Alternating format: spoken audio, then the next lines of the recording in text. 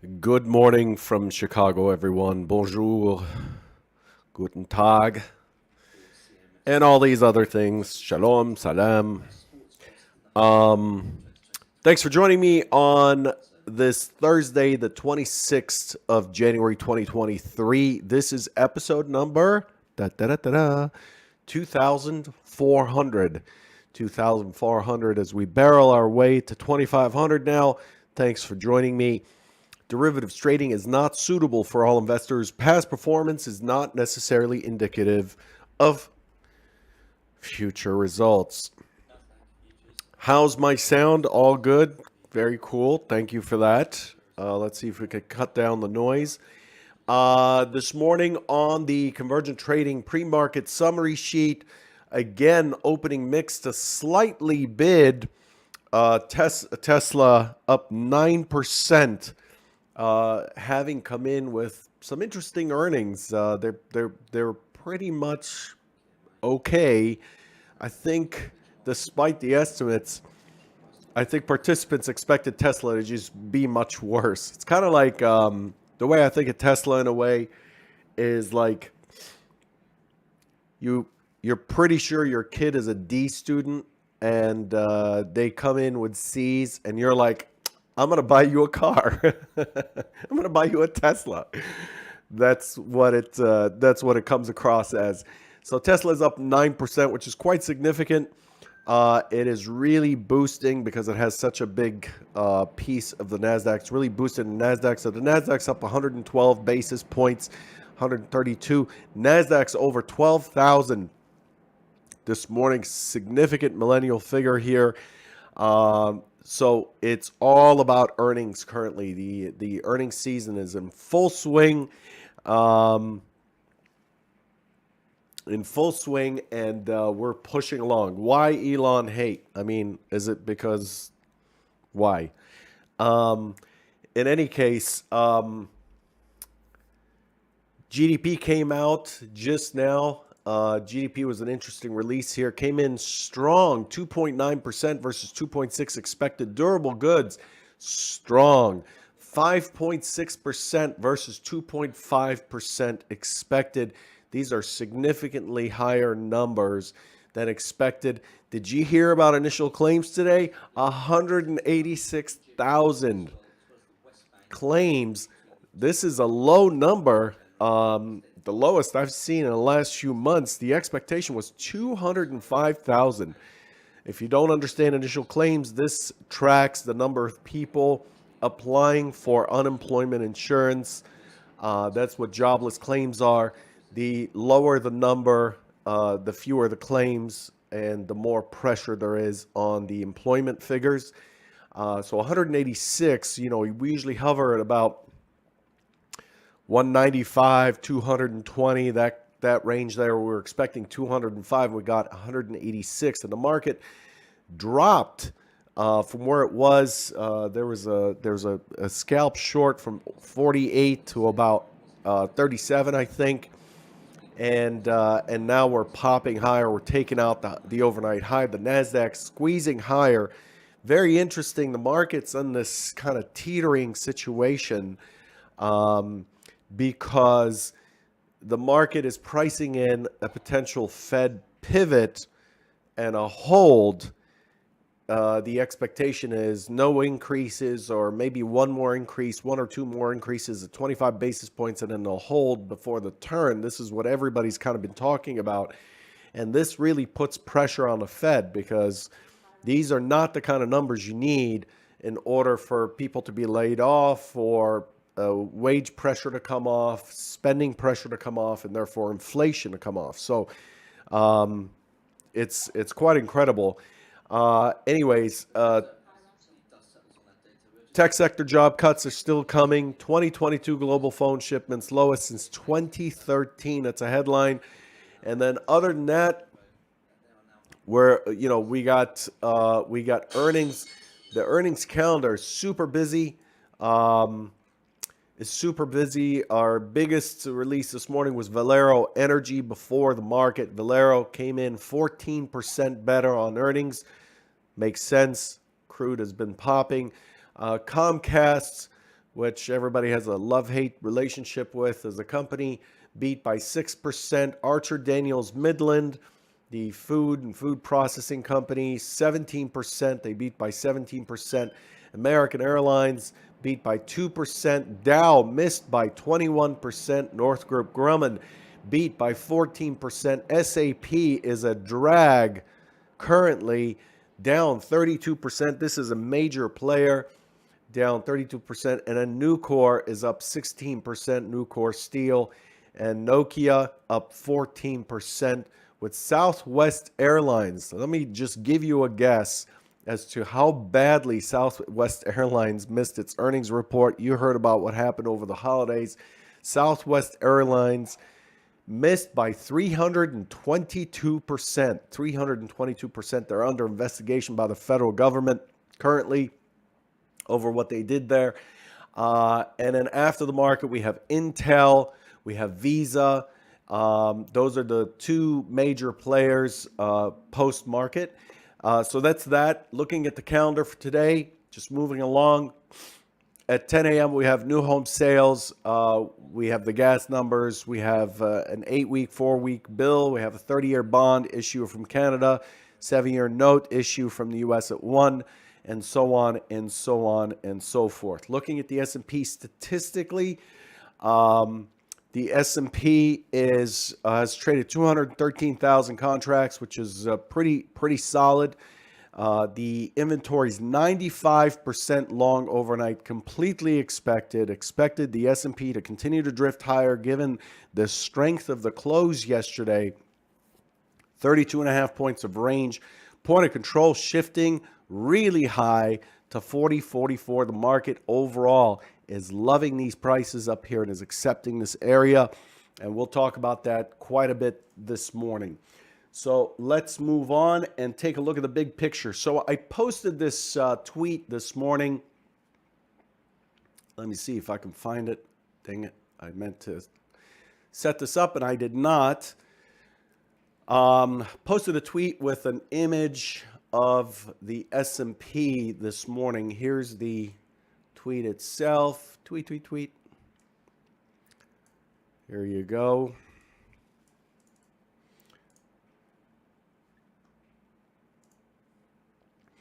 This is the image I posted. This is just a TPO chart with some notes on it. I wanted to kind of highlight the fact that we did push to that 54. We had an inside day with an upward skew. We really battled on that day to hold on to the 32 to 36 area in the S&P. Then yesterday we opened in a gap. And I'll show you what was expected versus what we got. We opened in a gap. The expectation is, do you recall what the expectation was yesterday? This is pop quiz. This is the 2400th episode, so there's going to be a lot of pop quizzes. Pop quiz, what was the initial expectation to the downside? I can't wait for your answer. Unfortunately, there's like a 7 to 8 second delay. We expected 39.80 and 39.60 yesterday. We went to 64-ish, I think, something like that. 64-ish. And then the key target was 39.55 to 39.50. That would bring us back into balance down here, right? So these are the key areas. And then the secondary scenario, I said if it doesn't sell off and it doesn't push to 60, then it is likely to push to 40.13. In fact, here it is. This is what I drew yesterday. I drew the push to 39.60, and if it could not make it somewhere along this track here, around here, there it is, I drew 40.13 as the most important initial target to the upside, 40.13 to the upside. And what we got yesterday was very interesting in that we got both. So as we go back to this tweet here, we initially opened here, pushed down to like 64 or so. I don't remember what the low was yesterday. And then we ended up coming back right into this area here where we've closed. We've closed in the 32 to 36 region 3 days in a row. We have fought, we have clawed our way back to that price area. We had yesterday what is called a neutral extreme up close, or day type. This is the IB, the yellow bar is the IB. The IB is the first hour of trading. We expect much of the business to get done in the first hour, so we call that the initial balance. We broke the initial balance to the downside into the 64 or so, and then we turned around and we pushed the IB high, so we had a neutral day. So the general expectation on a neutral day is overwhelmingly that it would break the first hour's low, then the first hour's high in the situation, and it would end up in the middle, right?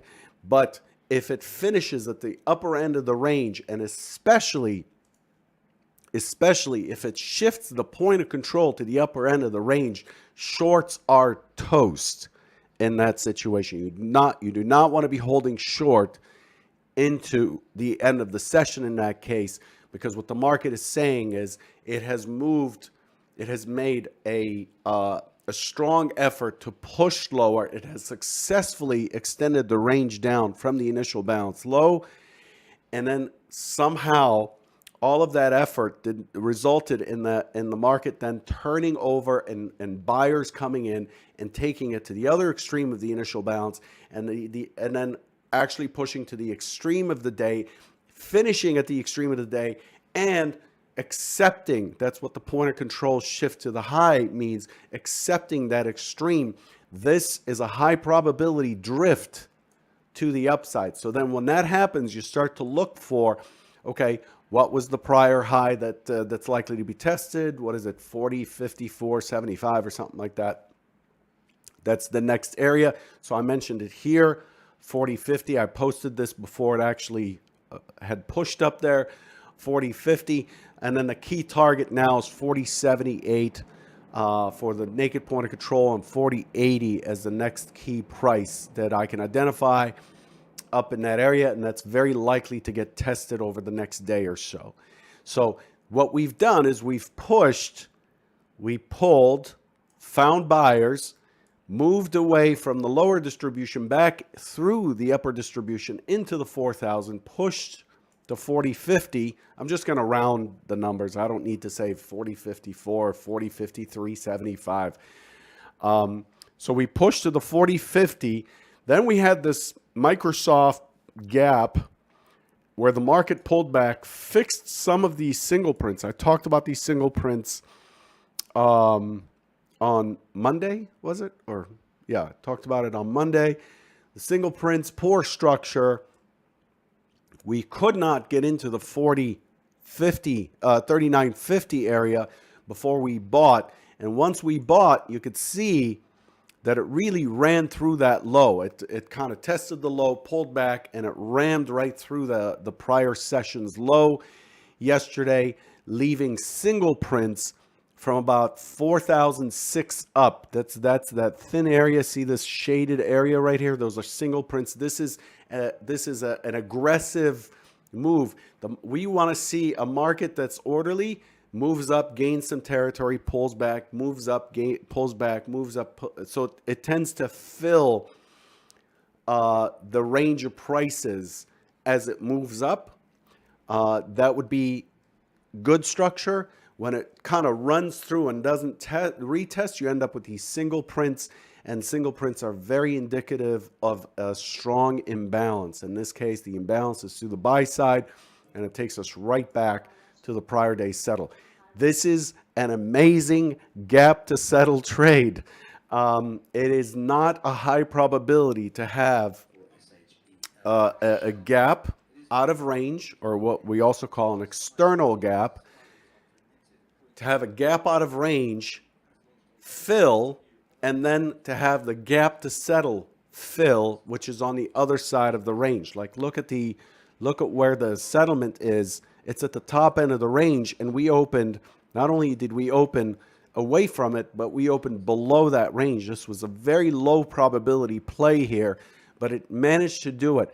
And this is an expression of the buyer strength here. And that buyer strength is not likely to dissipate, so it's very likely to drive prices to the next key test area, again, 40.78. That's the narrative. That's the context of what we have for today. So let's look at the charts instead. So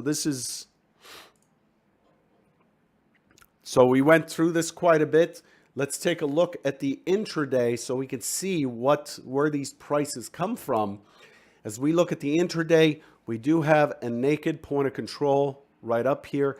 This is what we expect to be tested today. You can see how sharp this rejection is. We push through this consolidation area, which is in the 39. This is the MC point of control. This is the 39.92 to 39.88 area.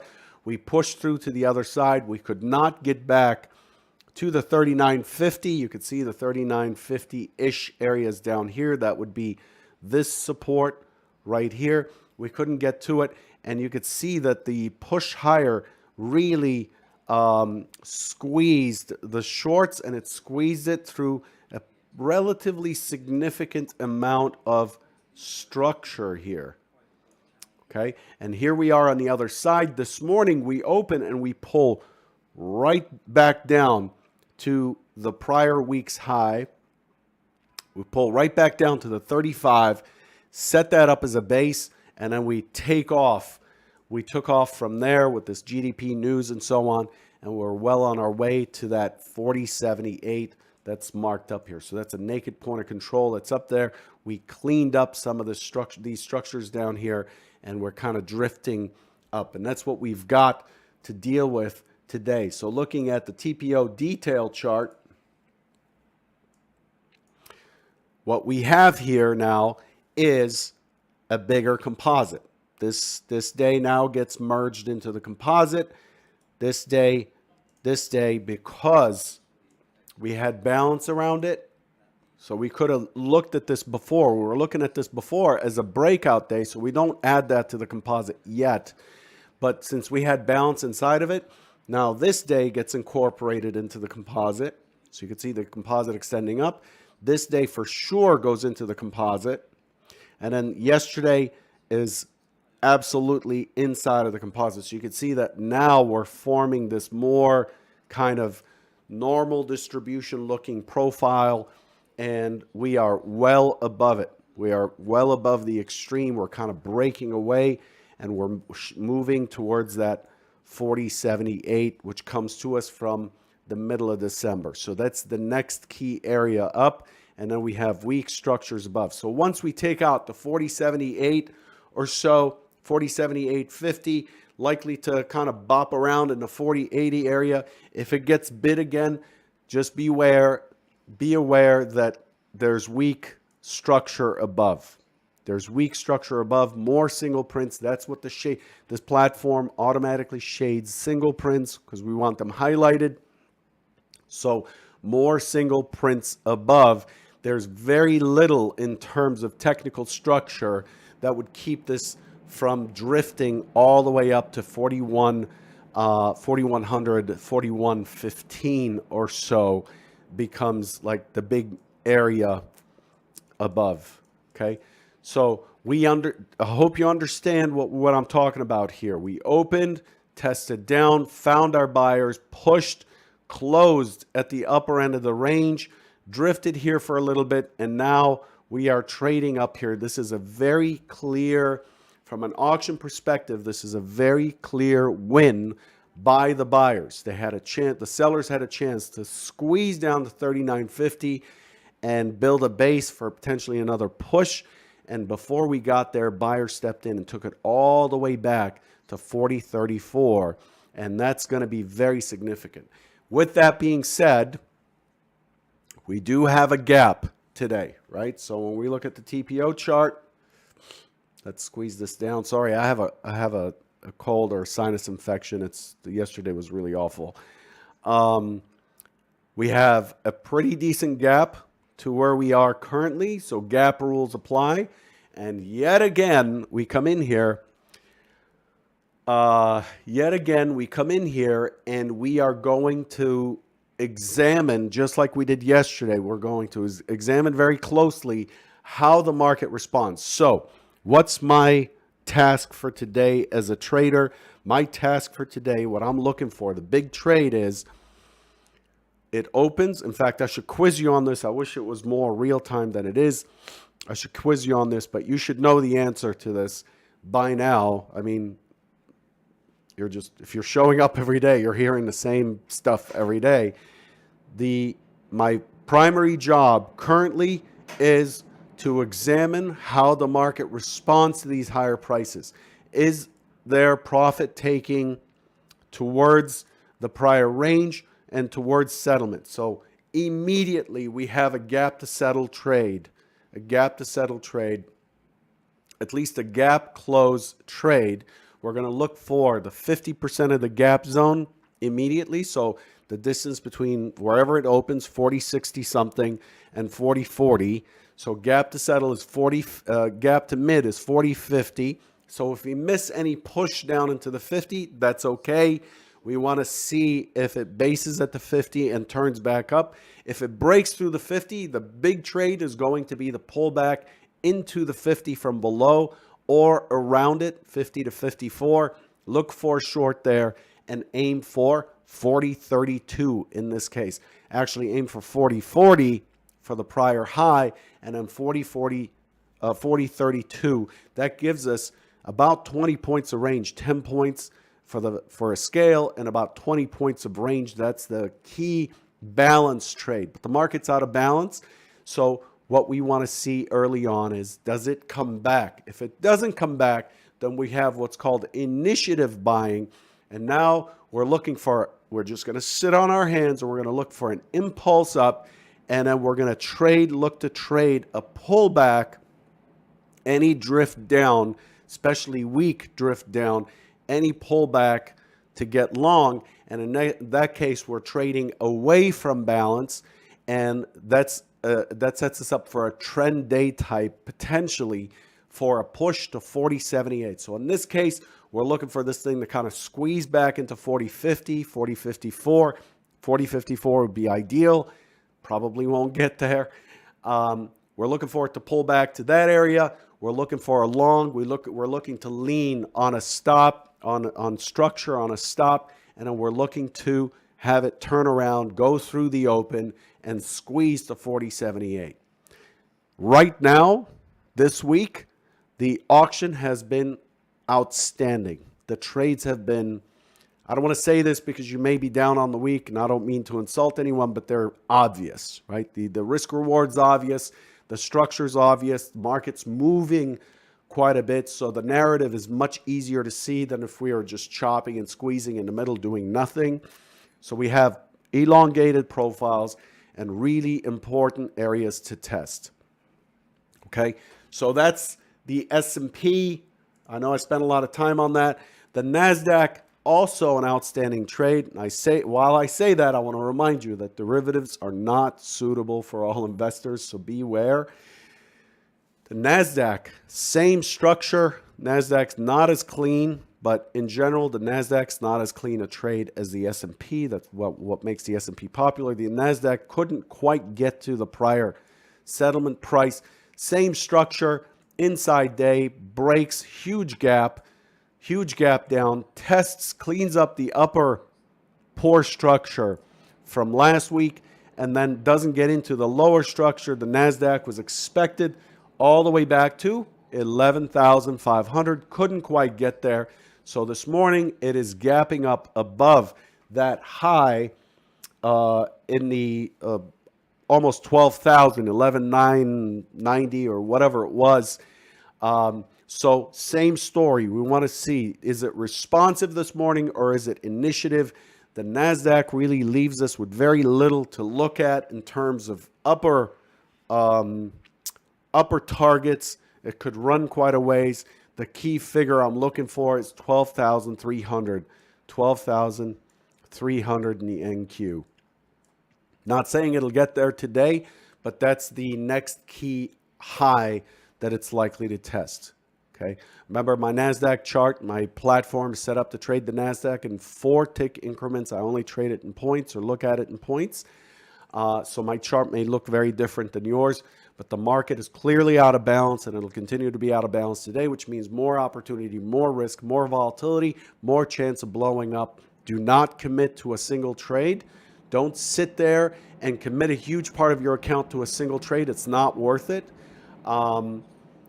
It's just another setup on another day.